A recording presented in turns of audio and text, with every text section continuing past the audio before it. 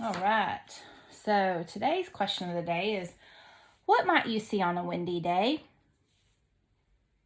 Great question.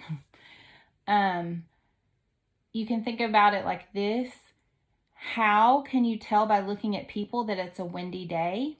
Well, usually if their hair's blowing or if they're wearing a coat or jacket and you can tell they're cold. Just if you see their clothes kind of flapping about and moving. And then the other question is, how can you tell by looking at things in nature that it's a windy day? I can always tell back home, because we have lots of trees, by the trees, because the leaves will be swaying back and forth and everything is just moving. And here in Hobbs, well, you can tell it's a windy day because it's a day that ends in Y. Usually it's always a windy day, but we can tell by the dust storms, right? We can tell when the dust is all in the air that it's windy. When we see the little, oh my gosh, I can't believe I forgot the name of them. But you know, the little thing like that like flies about. I'll think of the name eventually. But anyway, we also have a few trees and we can see them sway in the wind. And people have flag poles and flags, and you can see those swaying in the wind, right? So there's different ways to tell that it's windy outside. Today I'm going to read this poem. Make sure you can see it good. Okay. Who has seen the wind? Who has seen the wind? Neither I nor you, but when the leaves hang trembling, the wind is passing through. Who has seen the wind? Neither you nor I, but when the trees bow down their heads, the wind is passing by. And that's by Christina Rossetti. That is a beautiful capture of how the wind moves things, right?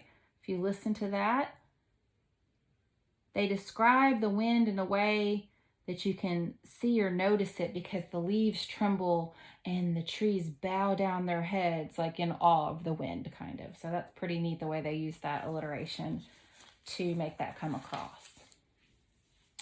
So today we're going to be practicing some spelling words, which these are kind of easy.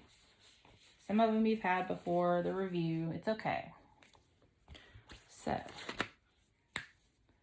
let's look at this one.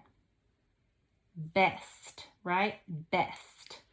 Now, if we look at it, it's a consonant, a vowel, and a consonant, right? So it's a CVC word.